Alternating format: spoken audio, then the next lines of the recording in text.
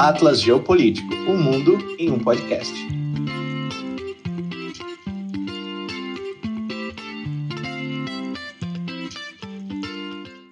Fala pessoal do Atlas Geopolítico, tudo bem, Borsal? Tudo bem, feliz aqui hoje no nosso novo estúdio de gravação. Estamos num novo formato, uma nova ideia, estamos juntos no mesmo ambiente, criamos o nosso estúdio improvisado e para falar de um tema incontornável, fundamental, que está acontecendo no Brasil ao longo dessa semana, sexta-feira ainda vai estar rolando, que é a COP30, que acontece em Belém, né? Uma cidade bastante simbólica para acontecer uma conferência como essa, né? Sim, até porque é onde a gente tem a nossa floresta amazônica, que é alvo do principal projeto levantado nessa COP. COP que é a Conferência das Partes, né? Desde que a ONU começou a falar sobre meio ambiente em 1970 em Estocolmo, as coisas foram ganhando corpo, órgãos da ONU foram surgindo para discutir o tema e finalmente eles chegaram na composição da COP a partir de 1995 em Berlim. Bom, antes da gente começar a falar sobre o assunto, vou passar aqui um slide. Convidar todo mundo para compartilhar o nosso conteúdo, seguir a gente nas redes sociais, no Instagram, no YouTube, conferir no Spotify, aqueles que estão dirigindo de um lado para outro, podem nos ouvir e se interar sobre esse assunto que é super importante. Eu queria começar só com uma curiosidade. Ontem estava vendo uma notícia, Borsal, de que 70% das pessoas não sabem o que é a COP30 no Brasil, não sabem o que está acontecendo em Belém. Eu acho que as pessoas sabem mais sobre o aumento do preço nos hotéis em Belém, que virou um escândalo e todo mundo falou sobre isso e ninguém falou sobre o que de fato é o assunto mais importante, né? Então vamos começar falando sobre um pouquinho da história, né? A Conferência das Partes, aqui está em inglês, né? As Conferências das Partes que foram criadas, a primeira delas em Berlim, que está aqui em 1995, e por isso COP30, foram, né, transcorridos 30 anos, e em algumas COPs nós tivemos algumas coisas fundamentais decididas, alguns compromissos tomados pelos países, tanto países super desenvolvidos, países em desenvolvimento, e eu acho que todo mundo tem um papel a desempenhar quando diz respeito à proteção do meio ambiente, contenção do aquecimento global. Então conta aí um pouco a história e a gente vai conversando sobre isso. A COP tem como principal objetivo a manutenção das condições climáticas, né? Então, de grande destaque, já começa o objetivo em todas elas em comum, é a redução da emissão de gases do efeito estufa. Eu acho que a que mais se destacou nessa conversa foi a de Kyoto, em 1997, que foi a famosa COP que gerou o protocolo de Kyoto.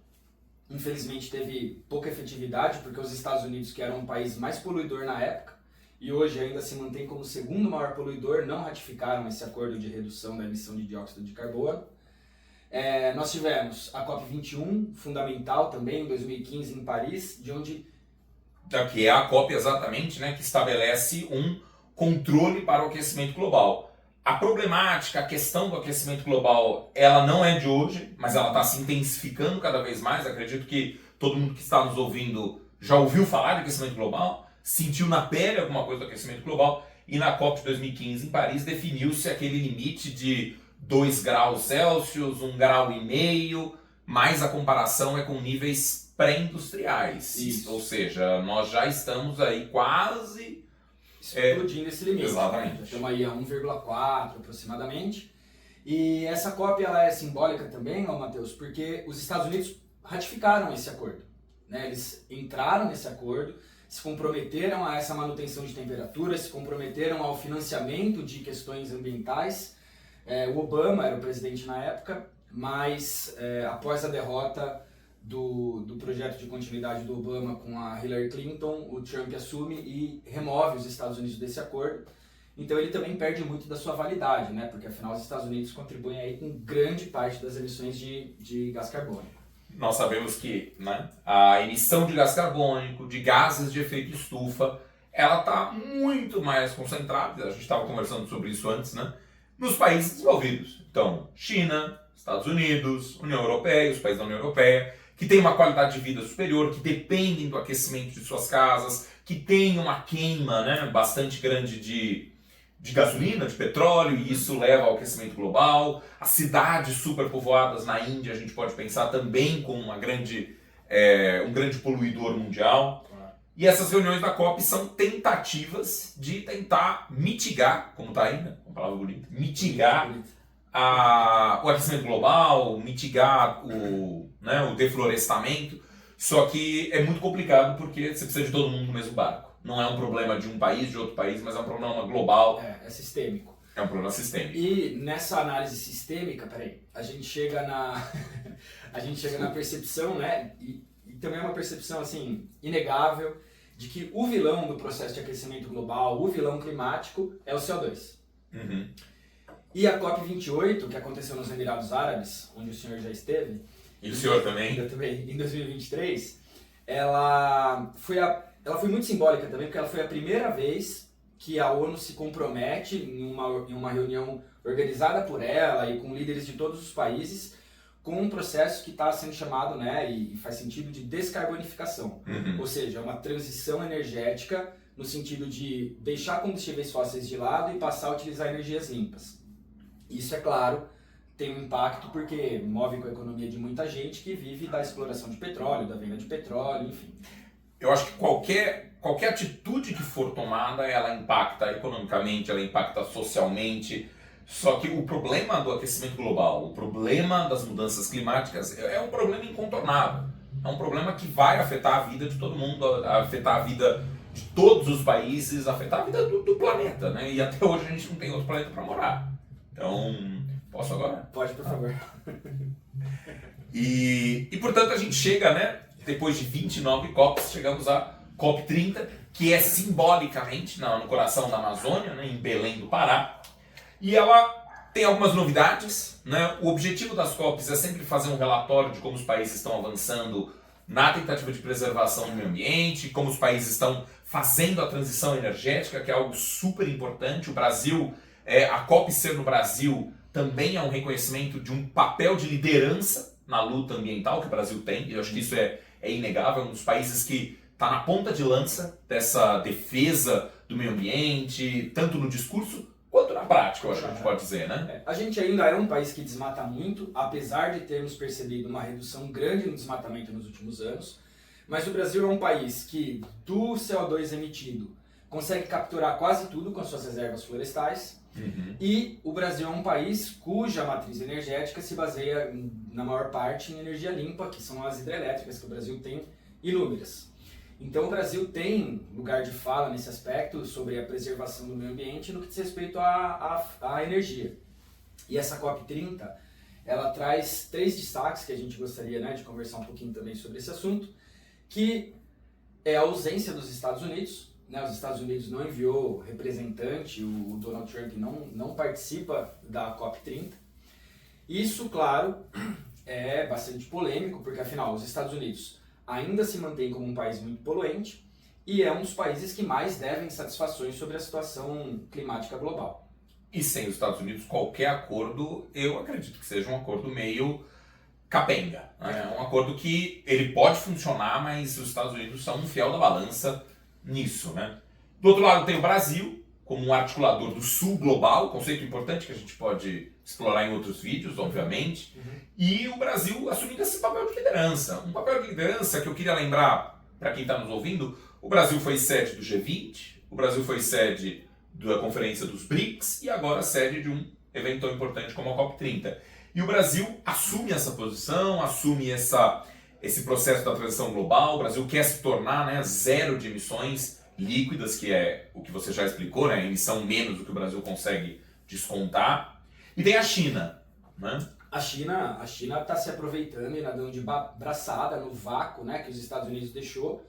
Então a China é a grande potência presente na COP30 e ela vai usar esse vácuo deixado pelos Estados Unidos para traçar as narrativas dela. Então, o que é sustentabilidade no mundo hoje? Quais são as estratégias para se chegar nos objetivos? Porque são inúmeras as formas de alcançar a transição energética, que tipo de energia vai ser usada, qual é o poluente que deve ser combatido.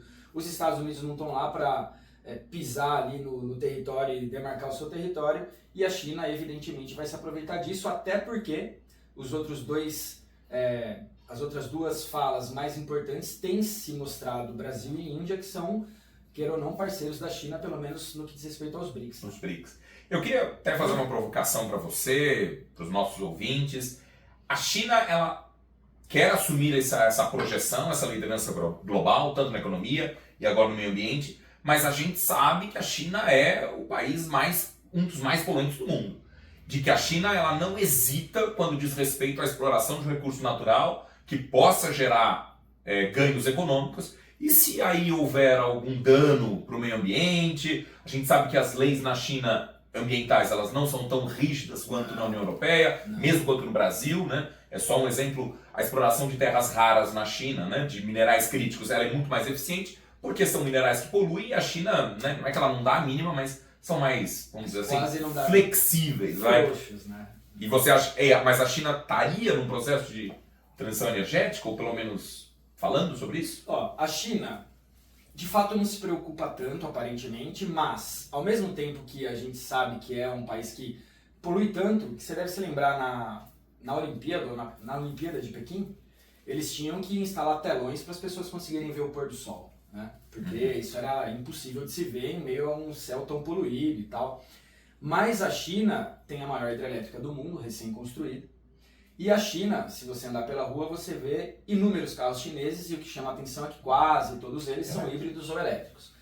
Então eu acho que a China é um problema ambiental para o mundo, vai continuar sendo por um bom tempo, porque a quantidade de poluentes que ela libera na atmosfera é infinitamente maior do que os Estados Unidos, que são o segundo lugar, mas ela está se mexendo muito mais do que os outros países. Tudo bem, ela é muito maior, mas per capita não é tão maior. Só a gente pensar a quantidade populacional na China. Acho que esse dado também é importante, pensar per capitamente, né? A Índia, ela emite muitos gases poluentes de efeito estufa, mas a Índia é o país mais populoso do mundo, ultrapassou a China. Só que a Índia tem esse mesmo problema. Cidades como Bombaim, Nova Delhi, cidades que você não vê o pôr do sol, cidades que você não vê o céu azul. Né? Então são coisas que já afetam e são inegáveis. Queria até contar uma curiosidade. O aquecimento global. Tem muita gente que nega, tem muita gente que é negacionista. Não, o aquecimento global é uma história da carrochinha, né? É uma história que inventaram aí, que não existe. Mas tem dados científicos, né? O que aconteceu agora no Paraná? Não, mas isso não é o aquecimento global. Um dado muito interessante e curioso, né? Parece uma notícia boba, mas na Islândia era o único país que não tinha mosquito pernilongo. Aqueles que... E agora tem. Né? Porque os mosquitos não conseguiam, porque a Islândia é muito fria, agora os mosquitos se adaptaram ao clima da Islândia, que ficou um pouquinho mais calor do que era antes. Então, o aquecimento global é inegável, eu acho. Né? Acho que ninguém pode falar contrário a isso. E te ouvindo falar sobre isso, eu lembro de um mapa, eu preciso até conferir se ele está atualizado ou não, e posso disponibilizar o link depois, de atuação do Aedes aegypti, até onde ele vai no mundo. E a linha ao norte chega até o sul da China. Então a China não tem Aedes aegypti e dengue. Mas a linha pode subir. Pode subir, porque à medida que o planeta se aquece, o lugar se torna mais chuvoso. Eu passei sem te pedir. Não, mas você está autorizado sempre. E é isso que a gente estava conversando, né? Temperatura média 1,42 graus Celsius acima do nível pré-industrial, ou seja, já um aquecimento global. A gente pode se perguntar, bom, 1,42 é um dia na praia, um ar-condicionado um pouco mais potente. É só isso? 1,42 no dia não é tanto, mas que impactos isso tem, Borsal? Bom, isso tem impactos imensos, especialmente em áreas litorâneas, porque o primeiro impacto e que todo mundo logo pensa quando a gente fala de aquecimento global é o aumento do nível do mar, derretimento de geleiras, mas são tantos impactos indiretos, inclusive, que a gente às vezes não para pensar. Por exemplo, o gelo tem uma capacidade de refletir energia solar imensa. O sol chega, bate no gelo e não aquece nada o planeta. O gelo bate nessa energia solar e manda ele embora de volta para o espaço. Quando o gelo diminui, é o oceano que está exposto ou a Terra que está exposta. Essas superfícies absorvem muita energia solar. Então, isso também ajuda a aumentar a temperatura, vai virando uma bola de neve. Enfim, são tantas e tantas consequências que esse 1,42 grau, né? Tudo bem. Aqui, onde onde a gente liga o ar-condicionado, onde a gente dá um mergulho na piscina, né, professor Matheus? Isso não é, assim, uma coisa que vai fazer a diferença imediata. Mas isso vai construindo uma situação ambiental, um ecossistema que está prejudicado, e esses danos eles vão acontecendo aos poucos e eles próprios se reabastecem. Então, menos gelo, mais absorção de temperatura, mais derretimento de gelo, e isso vai se retroalimentando. E esse aquecimento global, né, essa elevação da temperatura, pode tornar zonas agrícolas virarem desérticas com o tempo, a gente pode ter o prejuízo, né, gigantesco, fauna e flora de várias regiões, mas é interessante pensar, eu acho, um pouco fora da caixinha, porque o aquecimento global para várias regiões, ele não é ruim. Vou explicar, né? Porque a gente pensar, por exemplo, na Sibéria, que é uma região de uma produção agrícola quase zero, muito frio ao longo do ano inteiro, chegando a temperaturas a menos 50 graus Celsius. Com o aquecimento global, uma região que não produz nada pode vir a produzir alguma coisa. A agricultura, falando de agricultura. E isso eu acho que é um obstáculo também bastante forte, porque os países sentem o aquecimento global de maneira diferente. É famoso o caso de Tuvalu, uma ilha lá no Oceano Pacífico, que pode sumir com a elevação dos oceanos. Em contrapartida, isso pode trazer ganhos econômicos para a Rússia. E eu acho que a agenda climática ela é difícil de trazer todo mundo para o mesmo barco. Exato. Porque o meu interesse talvez não seja o seu. Exatamente. O meu dano seja o seu benefício. Então, é preciso pensar sobre isso e a solução, eu acredito, ela passa por um convencimento de que é um problema humano e mesmo que haja benefícios de alguns lados, o malefício, o prejuízo vai ser muito maior em termos econômicos também, né? Só ver aqui em 2025. Enchentes no Rio Grande do Sul, que comoveram o Brasil, que receberam doações do Brasil inteiro e todo mundo estava extremamente comprometido com aquela causa.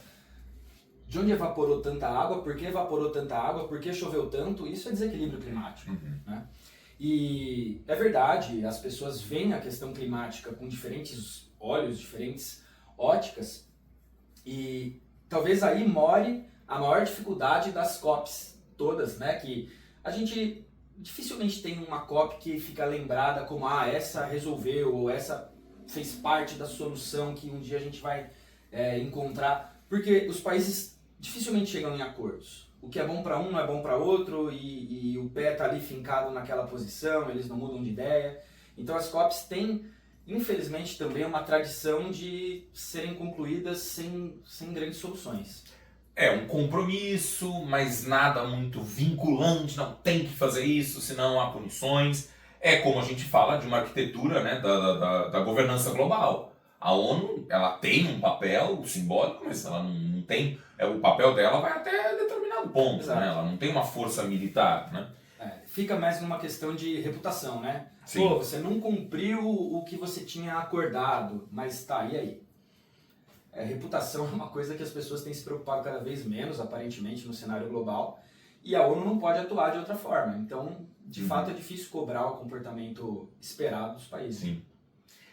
Vamos falar sobre a grande proposta da COP30 e concreta, que é o famoso TFFF, que é o Fundo Florestas Tropicais para Sempre, em inglês, Tropical Forest Forever Facility. Bom. É de Glasgow esse assunto. O sotaque um pouco ao norte ali. O que é esse fundo? Bom, esse fundo não é uma doação. Esse fundo funciona. Os países na COP, eles podem fazer um aporte financeiro. Esse aporte financeiro ele vai ser administrado pelo Banco Mundial. Então o Brasil foi o primeiro a anunciar $1 bilhão. A Indonésia acompanhou o Brasil com $1 bilhão, desculpa. A Noruega assinalou 3 bilhões, mas condicionado a algumas coisas. A Noruega contribuindo muito. O pequeno Portugal anunciou $1 milhão. Não bilhão, $1 bilhão. E nós estamos esperando a Alemanha, a França também já anunciou $500 milhões. E qual que é a ideia? Esse dinheiro vai ser administrado pelo Banco Mundial, vai ser investido, né? Então ele vai dar retorno aos países que investiram, então quer dizer, mas é um retorno baixo de 3%. Então vamos supor que a gente tenha 100 bilhões investidos, 3 bilhões de retorno ao ano. Esse dinheiro ele vai ser investido em fundos que rendem mais do que 3%, então você paga os 3%, vamos supor que renda 8%, você tem 5% sobrando. Esses 5%, se for 1 bilhão, são 5 bilhões, ele vai remunerar os países que não desmatarem. E o que eu acho muito interessante, a ideia é chegar em 125 bilhões, é que você é remunerado pelo que você não desmata, né? $4 por hectare que não for desmatado, mas se você desmatar um hectare, isso vai te punir não com a perda de $4, mas vai te punir com a perda de $100 por hectare. Então a perda é muito maior do que o ganho. Tudo bem que é um fundo que retorna pouco, mas é um fundo que visa preservar as florestas tropicais que ficam ali, né? Brasil, Congo, Indonésia. Eu acho, não sei, a gente pode conversar com o setor financeiro do Atlas Geopolítico e contribuir com alguma coisa. R$100? Eu consultei, no momento a gente consegue 50, mas de qualquer forma é um começo, né? É o gesto. É o gesto. Né? Pronto. Tá anunciado. R$50. E, claro, né, os pontos fortes, né, são a questão da preservação, a questão da preservação das florestas, até por todos os serviços ambientais prestados pela floresta, a captura de CO2, a emissão de oxigênio, a manutenção da temperatura, mas há algumas críticas a esse fundo permanente.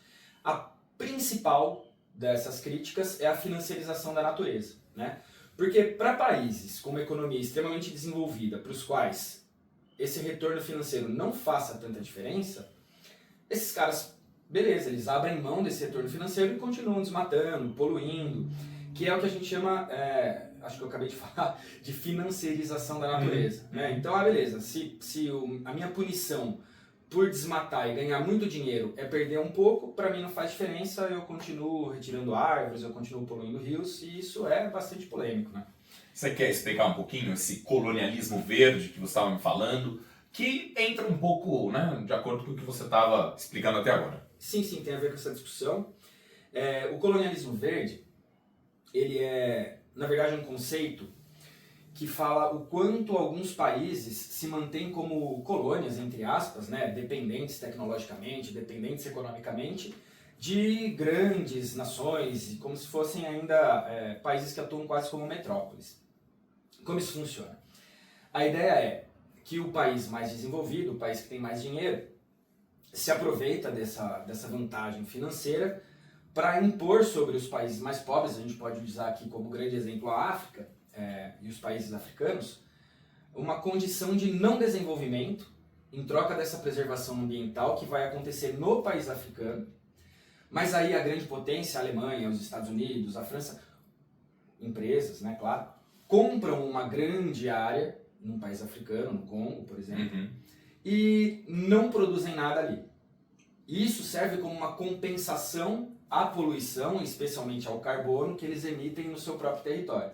Então eles falam para o mundo inteiro, não, eu estou aqui numa situação equilibrada, eu estou emitindo CO2, mas ao mesmo tempo há uma captura das minhas áreas naturais, mas essas áreas naturais são na África. E isso é uma propriedade privada. Então o povo africano, o país africano onde aquele território está sendo privatizado aos poucos, não pode desenvolver nada lá. Ali não existe agricultura, não existe industrialização, não existe infraestrutura. Então isso vai mantendo o país africano subdesenvolvido. E se ele precisa de tecnologia de comunicação, de transporte, do que quer que seja, ele nunca vai ter. Ele precisa continuar comprando dos países desenvolvidos e direcionando seu capital para os países desenvolvidos, o que mantém cada um na sua posição.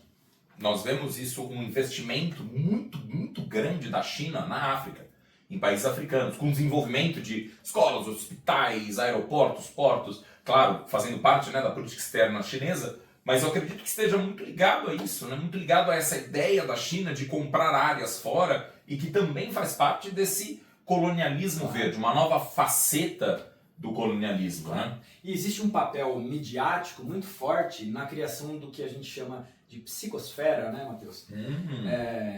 Que bonito. De que a África é mesmo esse parque do mundo todo. Então, a gente liga a televisão num Discovery Channel, num Animal Planet, num National Geographic, e o que a gente vê? A leoa cuidando dos filhotes, ensinando eles a caçar, isso é tudo muito bonito, e todo mundo fica ali torcendo pelos filhotinhos para que eles cheguem na idade adulta. Isso vai criando na população em geral uma vontade, um anseio pela preservação daquela vida natural. Mas esses mesmos canais, de forma planejada ou não, porque a audiência já está condicionada dessa forma ou não, eles não falam dos animais alemães, dos animais espanhóis, dos animais estadunidenses. E isso vai fazendo com que a África seja responsabilizada artificialmente pelo mundo todo para manter o seu meio ambiente. E não consegue se desenvolver. Em contrapartida, países continuam cada vez construindo mais rodovias, colocando mais carros movidos a combustíveis fósseis nessas rodovias, abrindo mais indústrias e poluindo desenfreadamente. Mas vamos preservar a África intacta e pura como a natureza a fez. Exato. E aí, lógico. Ou a Pachamama. Eu acredito, Borsal, chegando ao fim, né? Acho que fica, né, muitos assuntos a COP traz para nós. Falar de aquecimento global, não esgotamos. Falar de emissão de gases de efeito estufa, de carbono, não esgotamos. Falar do colonialismo verde, de economias, de como isso afeta de maneira bastante diversificada os países. Pegada ambiental, pegada de carbono. A gente pode até fazer uma comparação, seria muito legal. Nasce algum cidadão médio no Canadá e nasce um cidadão médio na Nigéria. Qual é o impacto ambiental que cada um desses vai ter até o fim da vida?